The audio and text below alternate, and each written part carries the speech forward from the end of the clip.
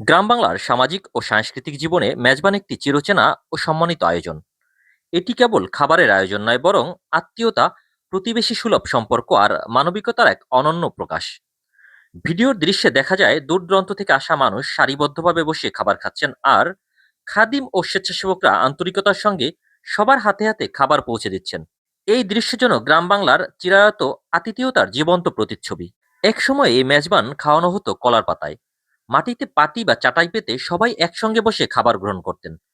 কলার পাতা সেই সরল পরিবেশন শুধু পরিবেশ বান্ধবী নয়, গ্রামীণ জীবনের স্বকীয়তা ও ঐতিহ্যের প্রতীক ছিল। তবে কালের পরিক্রমায় সময়ের সঙ্গে তাল মিলিয়ে সেই রীতিতেও এসেছে পরিবর্তন।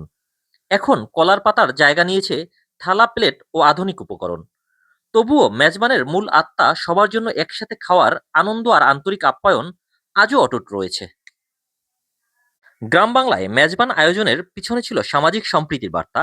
এখানে ধনী গরিবের কোনো ভেদাভেদ নেই, সবাই একই কাতারে বসে একই খাবার খান। এই সাম্যবোধই গ্রামীণ সংস্কৃতির সবচেয়ে বড় শক্তি। ইসলামের দৃষ্টিতে একটি বিষয় পরিষ্কারভাবে জানা দরকার: মৃত ব্যক্তির নামে মেজবান করাতেই হবে এমন কোনো ফরজ বা বাধ্যতামূলক বিধান ইসলামে নেই। বরং মৃত্যুর পর দোয়া করা, ধৈর্য ধারণ করা এবং অসহায়দের সহায়তা করাই উত্তম। কেউ যদি নিছক সদকা বা আল্লাহর সন্তুষ্টির নিয়তে গরিব দুঃখীদের খাওয়ান, তা নিঃসন্দেহে সওয়াবের কাজ। তবে সামাজিক চাপ বা লোক দেখানোর জন্য ভারী আয়োজন ইসলাম সমর্থন করে না।